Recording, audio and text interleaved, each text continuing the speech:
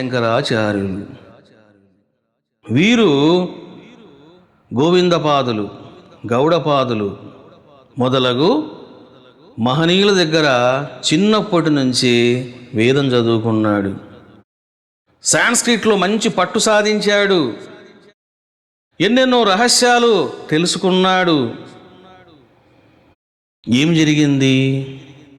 ఎందరినో తన యొక్క జ్ఞాన పటిమతో ఓడించాడు. ఒకసారి కాశీకి వెళ్ళాడు.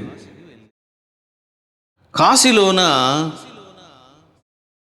అద్భుతమైనటువంటి గుణపాఠం జరిగింది ఆదిశంకరాచార్యుల వారికి. ఇది చాలామంది తెలిసే ఉంటుంది, చాలామంది వినే ఉంటారు.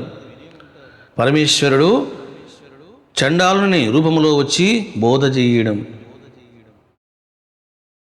ఆదిశంకరులు కాశీలో ఉన్నప్పుడు ఒకరోజు మధ్యాహ్నం సమయంలో స్నానం చేయడానికని గంగానదికి వెళ్తూ ఉన్నాడు. అతనితో పాటు చాలామంది శిష్యులు కూడా ఉన్నారు. ఎంతోమంది వెంట వస్తూ ఉన్నారు. అప్పటికే ఎందరినో విద్వాంసులను ఓడించి అద్వైతాన్ని ప్రచారం చేస్తూ ఉన్నాడు. ఇటువంటి ఆదిశంకరులు వెళుతూ ఉన్నాడు స్నానం చేయడానికి. ఈ లోపల 4 కుక్కలు వెంటేసుకొని భయంకరమైనటువంటి రూపములోన సాక్షాత్తు శివుడు చండాలుని రూపములో వస్తూ ఉన్నాడు. అతన్ని చూడగానే ఆదిశంకరులు దూరం గచ్చా అని అన్నాడు. శిష్యులు కూడా అతని పక్క తీసుకెళ్ళండి, గురుగారు వస్తున్నారు అని చెప్పేసి వాళ్ళు కూడా గందరగోళం చేశారు. అప్పుడు చండాల రూపంలో ఉన్నటువంటి పరమేశ్వరుడు ఆదిశంకరుని ప్రశ్నించాడు. నన్ను దూరం వెళ్ళమంటున్నారు, నేను తప్పకుండా వెళ్తాను. సరైనటువంటి అర్థాన్ని విన్న తర్వాతనే వెళ్తాను అన్నాడు. ఏమిటి? నీవు ప్రశ్నించడము, ఆయన చెప్పడమా? చూశారా? నీవు కళ్ళు తాగుతూ కుక్కల్ని వెంటేసుకొని మాంసం తింటూ ఉన్న నీవెక్కడా? ఆయన ఎక్కడా? సర్వసంగ పరిత్యాగి ఎక్కడా? భోగలాలసుడవు నీవెక్కడ? నీవు ప్రశ్నించడము, ఆయన చెప్పడం ఏమిటి? పక్కకు జరగండి అని దబాయించారు. అప్పుడు చండాల రూపంలో ఉన్నటువంటి పరమశివుడు ఉగ్రంగా అందరినీ అలా చూశాడట. నీ గురువు ప్రశ్నకు సమాధానం చెప్తే గాని నా కాలు పక్కకు పడదు, చెబుతారా అని సీరియస్ చూశాడు. వెంటనే ఆదిశంకరులు, సరే అతనికి ఏం కావాలో, ఏం ప్రశ్నిస్తాడో అడగండి. ఎందరో ఉద్దండ పండితులను ఓడించాను, వీడెంత అని మనసులో అనుకున్నాడు. చూశారా? ఇదే అహంకారం అంటే. అప్పుడు దూరం గచ్చా అని నీవన్నావే, నేను అడుగుతూ ఉన్నాను, నీవు దూరంగా వెళ్ళమన్నది దేహాన్నా ఆత్మనా? First question. దూరం గచ్చా అన్నావు, ఎవరిని వెళ్ళమంటున్నావు దూరంగా? దేహాన్ని వెళ్ళమంటావా, ఆత్మను వెళ్ళమంటావా? ఎందుకంటే దేహము జడము, అది కదలదు, అచేతనము. కదలని దేహాన్ని ఏ విధంగా నేను కదిలిస్తాను? పోనీ నువ్వెలా కదిలిస్తావు? దేహము కదిలేది కాదు, నెంబర్ 1. ఇక రెండవది, నీలో ఉన్నటువంటి పరమాత్మ, నాలో ఉన్నటువంటి పరమాత్మ ఒక్కటేనా వేరువేరా? ఒక్కటే. చదువుకున్నావు కదా, ఏకమేవ అద్వితీయం బ్రహ్మ అని చెబుతూ ఉన్నావు కదా, వాదిస్తూ ఉన్నావు కదా. మరి ఆత్మ దూరంగా వెళ్ళగలదా? ఈశావాస్యోపనిషత్తులో మంత్రాలకు భాష్యం రచించావు కదా. దేహము కదలదు, ఆత్మ కదలదు, మరి నువ్వు ఎవరిని కదలమని చెప్పావు అన్నాడు. కంగు తిన్నాడు ఆదిశంకరాచార్యులు. చూశారా? దూరము గచ్చా అన్నావు, నాకు సరైన తాత్పర్యం కావాలి, అర్థం కావాలి. ఈ దేహమేమో జడము, నాలో ఉన్న ఆత్మ అచలము. జడము కదలదు, అచలము చలించదు. మరి ఎవరిని వెళ్ళమంటుండవు అన్నాడు. ఒక్కసారిగా ఆశ్చర్యపోయారు ఆదిశంకరులు, భాగేశ్వరి. దండమండిత కరాదృత కుండాహ పాటలాభ వసనాహ వటువాచః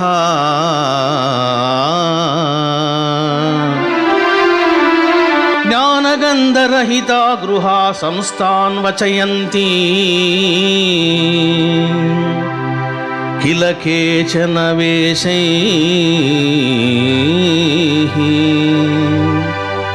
శంకరా, నా పేరు పెట్టుకున్నావు, మరి నువ్వు చేస్తున్నదేమిటి? చూశారా ఏమంటున్నాడో? దండమండిత కరాదృత కుండాహ, చక్కగా కాషాయం ధరించావు, దండం పట్టుకున్నావు, కమండలం పట్టుకున్నావు, వేషం బాగానే వేశావు. ఎంతోమంది వేషధారులు ఈ విధంగా బిహేవ్ చేస్తూ ఆత్మజ్ఞాన శూనులై భేద దృష్టితో బ్రతుకుతూ ఉంటారు. నీవు కూడా ఆ కోవకే చెందినవాడవు. చూడండి ఎలా మాట్లాడుతున్నాడు. నువ్వు ఈ విధంగా చెయ్యవచ్చునా? ఎందరినో ఓడించాను అంటూ నీవు చాలా గొప్పగా భావిస్తూ ఉన్నావు. మరి ఏమిటి నీ జ్ఞానం? నువ్వు చెబుతున్నది ఏమిటి? ఇక్కడ నువ్వు చేస్తున్నది ఏమిటి? గచ్చ దూరమితి దేహముతాహో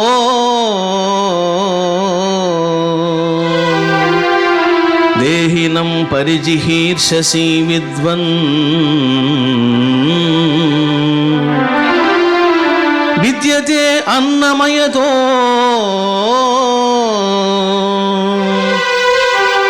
అన్నమయం కిం సాక్షిణచ్చ యతి పుంగవా సాక్షి.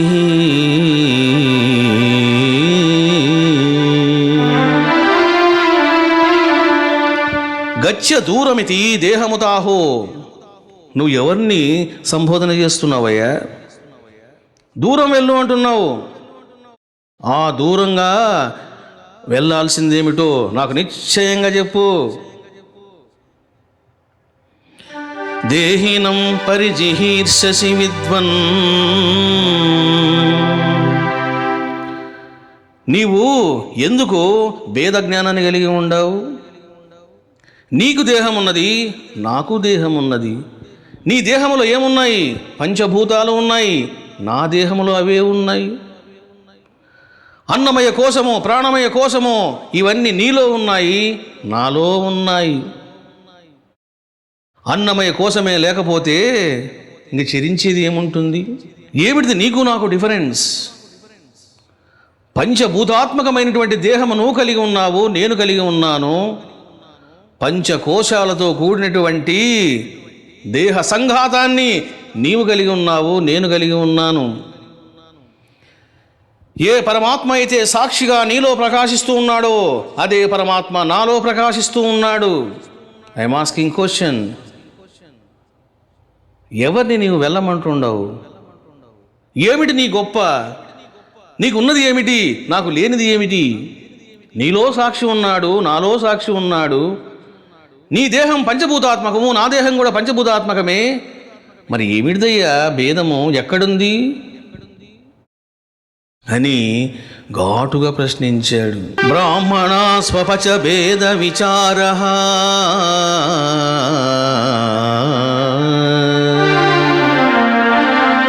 ప్రత్యేగాత్మని కథం తవ యుక్తః.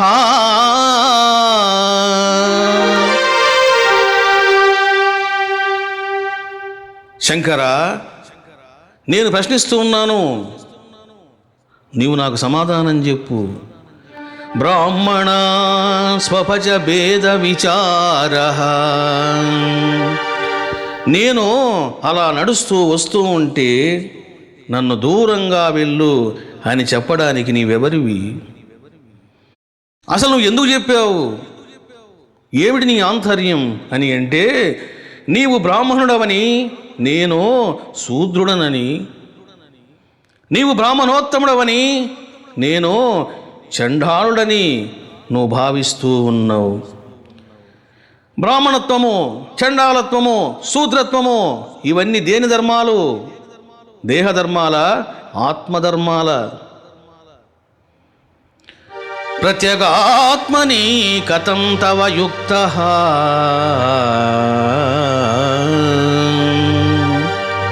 దేహాతీతము, మనోతీతము, పంచకోశాతీతము, సర్వాతీతమైనటువంటి ఆ ప్రత్యేగాత్మయందు నీవు ఎందుకు ఇలాంటి భావాలు ఆరోపిస్తూ ఉన్నావు? నీవు దేహాన్ని చూస్తున్నావా, ఆత్మను చూస్తూ ఉన్నావా? నీవు దేహాత్మ బుద్ధితో ఉన్నావు, భేద దృష్టితో ఉన్నావు. దేహాత్మ భావాన్ని, భేద దృష్టిని ఈ రెండు నువ్వు విడిచిపెట్టాలి. ఆత్మ దృష్టిని నీవు అలవర్చుకోవాలి, అభేద దృష్టిని నీవు సాధించుకోవాలి. ప్రత్యేగాత్మయందు బ్రాహ్మణత్వము, చండాలత్వము నువ్వు ఏ విధంగా ఆరోపిస్తావు? ఇవన్నీ కూడా దేహధర్మములు. చూశారా? బ్యూటిఫుల్ అనాలిసిస్ ఆఫ్ ఫిలాసఫీ ఇది. ఇందాక మీరు విన్నారు, యస్తు సర్వాణి భూతాని ఆత్మన్యేవ అనుపశ్యతః, సర్వ ప్రాణులయందు పరమాత్మను చూడాలి అని నీవు తెలుసుకోలేదా? భాష్యం రచించావు కదా, మరి ఏమైంది నీ భాష్యం? పరమాత్మను పరమాత్మగా చూడకుండగా నీవు దేహాన్ని చూస్తూ ఉన్నావే, ఇక నువ్వు ఏం బోధిస్తావు? ఏమని వాదిస్తావు? ఎందుకు ఓడిస్తున్నావు? ఏం చెప్పాలనుకుంటున్నావు? ఏం ప్రతిపాదించాలనుకుంటున్నావు? నీకేమైనా బోధపడుతుందా అని దేహధర్మాలను ఆత్మయందు నీవు ఆరోపిస్తున్నావు. అది సరికాదు, అది సుజ్ఞానము కాదు, అది విపరీత జ్ఞానము అని చెప్పి చివరిగా ఇలా అంటాడు, అచింత్యం అవ్యక్తం అనంతం ఆద్యం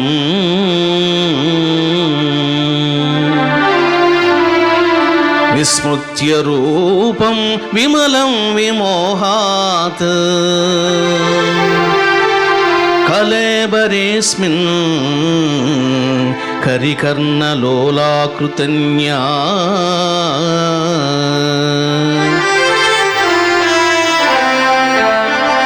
అంతా కథమా విరాస్తే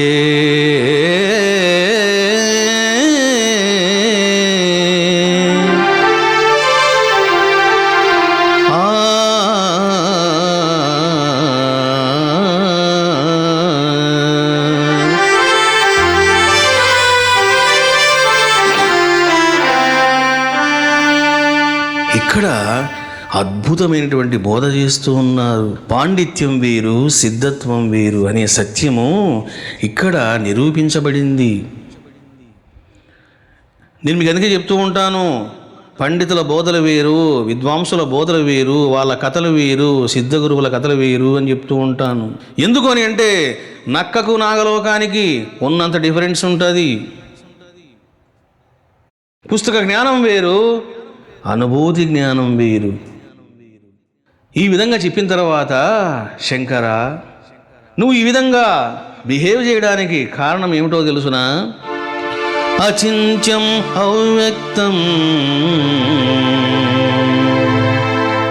చింతించడానికి వీలు కానటువంటిది, వ్యక్తము కానటువంటిది, అనంతం ఆద్యం, అనంతమైనటువంటిది, ఆద్యంతములు లేనటువంటిది, విస్మృత్య రూపం, విస్మృత్య రూపం, నీవు మరిచిపోయినావు. చూశారా? నీవు ధ్యానములోన, సమాధిలోన, ఆత్మ సాక్షాత్కారములోన ఎవరిని చూశావు? ఆ చూసిన వాడి లక్షణములు ఏమిటి? అతడు అనంతుడు, అవ్యయుడు, నిరాకారుడు అని నువ్వు దర్శించావా లేదా? విమలం విమోహాత్. శంకరా, నీవు మోహానికి గురై ఈ విధంగా బిహేవ్ చేస్తూ ఉన్నావు. నీవెవరో నీకు తెలిసినప్పుడు, ఈ సృష్టిలోని ప్రతి ప్రాణి కూడా ఎవరో నీకు తెలిసి ఉండాలి. నీకు తెలిసి ఉన్నప్పుడు నువ్వు ఏ విధంగా భేదభావంతో చూస్తావు? నువ్వు ఏ విధంగా బ్రాహ్మణత్వాన్ని, శూద్రత్వాన్ని, చండాలత్వాన్ని మనుషుల మీద రుద్దుతావు? నువ్వు ఏం చూస్తున్నావయ్యా? ఆత్మను చూస్తున్నావా? కలేబరను చూస్తున్నావా? నువ్వు దేన్ని చూడాలి? నువ్వు ఆత్మను చూడకుండా దేహాన్ని చూస్తావా? అంటూ దేహాత్మ భావముతో అహంకారానికి గురై నీవు వ్యామోహముతో ఈ విధంగా మాట్లాడుతున్నావు. దూరము గచ్చా అన్నటువంటి నీ పదానికి అర్థమేమిటో నీకు తెలియదు. చివరికి ఈ చండాలుడు నీకు చెప్పవలసి వచ్చింది అని జ్ఞానోదయం చేశారు చండాల రూపములో పరమేశ్వరుడు.